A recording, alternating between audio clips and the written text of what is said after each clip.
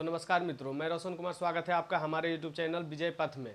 और आज हम लोग जानेंगे बिहार के वन के बारे में, कहाँ ज़्यादा वन है, कहाँ कम वन है, कहाँ सघन वन है और कहाँ जो है 2021 की रिपोर्ट के अनुसार कहाँ सबसे ज़्यादा वृद्धि हुई है वन में।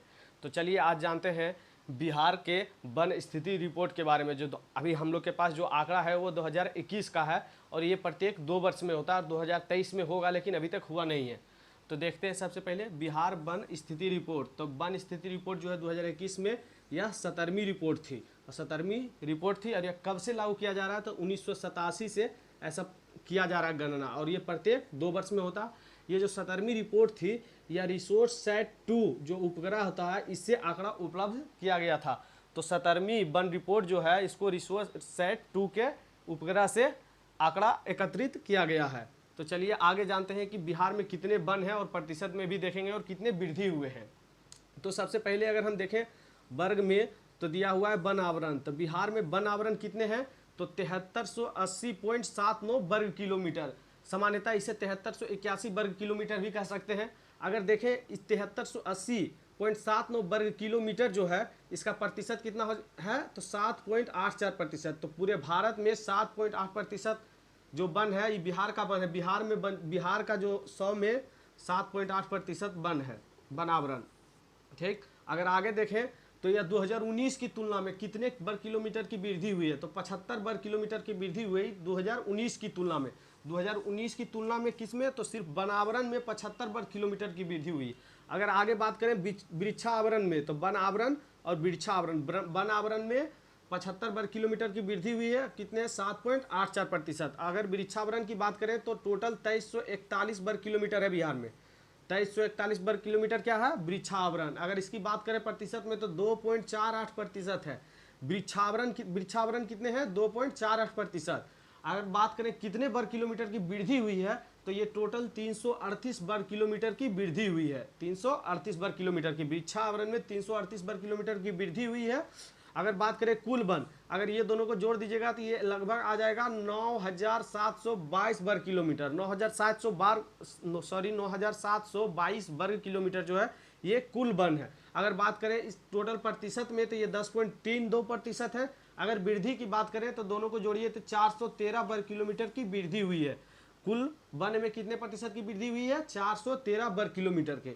अगर यही इससे आगे देखो तो जिलावार आंकड़ों में कि कौन सा जिला में सबसे ज्यादा वन है और कौन सा जिला में सबसे अधिक वन में वृद्धि हुई है। तो चलिए अगर जिलावार अध्ययन की बात करें तो अगर क्षेत्रफल के अनुसार वनावरण को हम लोग देखें तो सबसे अधिक वन जो है कैमूर में है। सबसे अधिक वन कहाँ है? कैमूर में। वहीं पश्चिम चंपारण दूसरे नंबर पर और रोहतास तीसरे नंबर पर है। ये क्या है? क्षेत्रफल के अनुसार वनावरण, क्षेत्रफल के अनुसार वनावरण। तो अधिक तो कैमूर में है। अगर सबसे कम की बात करें, सबसे कम जो है शेखपुरा में है। यहाँ मात्र 1.19 वर्ग किलोमीटर ही है। अगर शेखपुरा के बाद देखें तो अरवल है और जहानाबाद है। सबसे कम शेखपुरा है, उससे ज़्यादा अरवल, उससे ज़्यादा जहानाबाद में। और सबसे अधिक वन जो है कैमूर में, सबसे कम शेखपुरा में। अगर बात करें प्रतिशत के अनुसार, ऐसे तो हम क्षेत्रफल के अनुसार देखें, अब प्रतिशत के अनुसार बात करें तो प्रतिशत के अनुसार भी कैमूर में सबसे अधिक वन है। प्रतिशत के अनुसार भी सबसे अधिक वन कहाँ है? कैमूर में। अगर जमुई की बात करें तो जमुई दूसरे नंबर पर है और नवादा तीसरे नंबर पर है। क्षेत्रफल के अनुसार सबसे अधिक वन कहाँ? कैमूर में, उसके बाद जमुई में, उसके बाद नवादा में। ये तीनों पट्टियाँ जो है दक्षिण बिहार से लगती है, जो झारखंड दक्षिण बिहार की एरिया है उससे लगती है। झारखंड से कैमूर नहीं लगती है, बल्कि जमुई नवादा झारखंड से लगती है। अगर बात करें सबसे कम, तो सबसे कम प्रतिशत के अनुसार देखें तो सबसे कम शेखपुरा में है, उससे ज़्यादा बक्सर में है और सिवान में। अगर क्षेत्रफल में भी देखें तो शेखपुरा में सबसे कम है और प्रतिशत में भी सबसे कम है। लेकिन बात करें दूसरा नंबर और तीसरा नंबर में, तो दूसरा और तीसरा नंबर में अरवल और जहानाबाद आता है क्षेत्रफल के अनुसार। अब बक्सर और सिवान जो आता है ये प्रतिशत के अनुसार से आता है।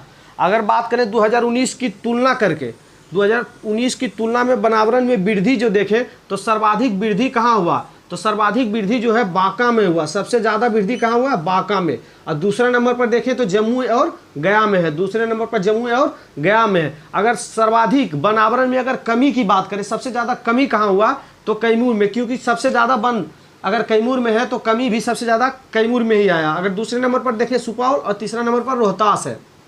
तो तीसरे नंबर पर रोहतास किस में है? कमी में भी तीसरा नंबर पर है और सब क्षेत्रफल के अनुसार सबसे ज़्यादा बनावरण में भी तीसरा नंबर पर रोहतास है। अगर बात करें क्षेत्रफल के अनुसार बनावरण में पहला नंबर पर कैमूर है, प्रतिशत के अनुसार से भी कैमूर है, और सबसे कमी जो आया है बनावरण में उसमें भी कैमूर है। अगर आगे देखें बहुत घने वन, तो वन को जो है 3 भागों में डिवाइड किया गया है, एक बहुत घने वन में, एक मध्यम घने वन में और खुला वन में। तो इन तीनों को अगर देखें तो पश्चिम चंपारण में जो है सबसे ज़्यादा बहुत घने वन, सबसे ज़्यादा घने वन कहाँ है? पश्चिम चंपारण में। अगर मध्यम घने वन की बात करें तो ये भी पश्चिम चंपारण में है। तो पश्चिम चंपारण में क्या है? बहुत घने वन और मध्यम घने वन दोनों पश्चिम चंपारण में है। अगर बात करें खुला वन, तो खुला वन सबसे ज़्यादा कहाँ है? कैमूर में। खुले वन सबसे ज़्यादा कैमूर में है। अगर बात करें कि ये जो है घने वन है, बहुत घने वन और मध्यम वन और खुले वन, ये 3 कैटेगरी में जो बांटा गया, तो बिहार में जो बनावट हुआ, सर्वेक्षण हुआ, उसमें सबसे ज़्यादा वन कौन सा है? तो खुला वन का प्रतिशत दिख रहा होगा 51% है, सबसे ज़्यादा खुला वन है 51%। उसके बाद बात करें तो 44.5% के साथ मध्यम घने वन जो है दूसरे नंबर पर पाए जाते हैं। वहीं बात करें बहुत घने वन, ये तो सबसे कम पाए जाते हैं बिहार 4.5% आंकड़ा के साथ। अगर बात करें कैमूर किस किस में पहले स्थान पर है, तो खुला वन सबसे ज़्यादा कैमूर में पाया जाता है। अगर बात करें सबसे कमी बनावरण में हुआ है, जो सबसे कमी, तो कैमूर में पहला नंबर पर कैमूर ही आता है। अगर क्षेत्रफल के अनुसार बनावरण देखें तो कैमूर में ही सबसे ज़्यादा है, और सबसे प्रतिशत के अनुसार भी सबसे ज़्यादा वृद्धि देखें तो कैमूर में ही आता है। और जैसा कि आप लोग को याद दिला दें कि 7.84% बनावरण है बिहार में। कितना है बनावरण? 7.84%। तो धन्यवाद। ऐसे ही बिहार से जुड़े बहुत ही इंपॉर्टेंट और करंट से रिलेटेड सब्जेक्ट को देखने के लिए हमारे चैनल को सब्सक्राइब कीजिए और शेयर जरूर कीजिएगा, ताकि अधिक से अधिक लोगों तक पहुंचकर इसका लाभ उठा पाए।